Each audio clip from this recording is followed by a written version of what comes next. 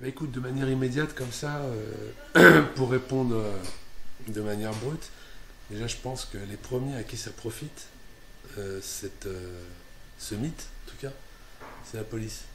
Parce que, à force, si tu veux, de répandre que les quartiers populaires seraient habités par des gens avec le couteau entre les dents, comme ça, prêts à tout, prêts à tuer, prêts à voler, la veuve et l'orphelin, bah, ça permet de légitimer, si tu veux,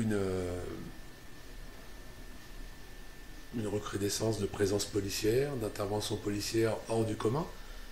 Je mets hors du commun entre guillemets dans le sens où on pourrait même dire hors la loi.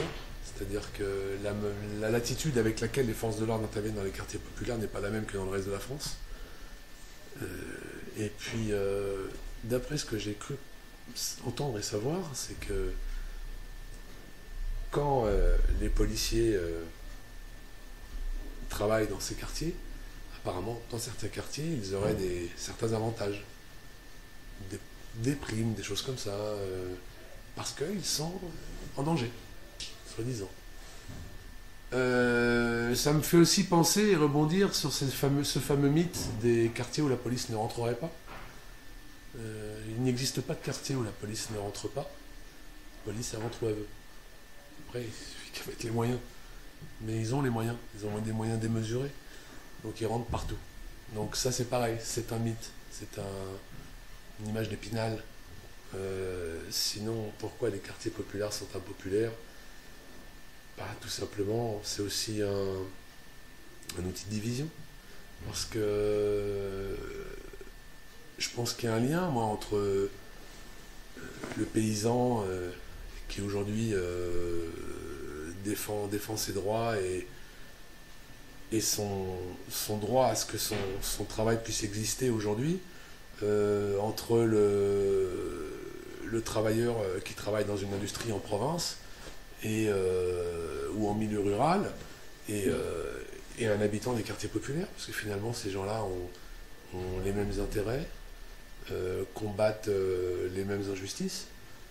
Donc si tu veux de dire que les quartiers populaires c'est peuplé de gens qui ne sont pas comme les autres, bah, c'est aussi une manière de diviser. Je crois que la question centrale de tout ça, c'est le pouvoir. C'est-à-dire le pouvoir pour qui et pour quoi faire. Euh, voilà. Donc c'est juste qu'à un moment donné, il y a besoin, et il y aura besoin d'un bouleversement social des choses, social et politique. Et je pense que c'est la seule issue. Donc la question du pouvoir, elle ne se gère pas dans la douceur.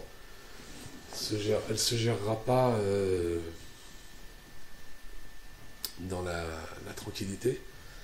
C'est une histoire qui est toujours très violente. Tous les événements historiques nous l'ont montré. Dès que la question du pouvoir a été au centre, voilà, il y a des antagonismes tellement puissants et des montagnes tellement énormes à renverser que bah, ça passe que par un processus de violence politique, d'organisation, de pression, de combat, de lutte. Donc je pense que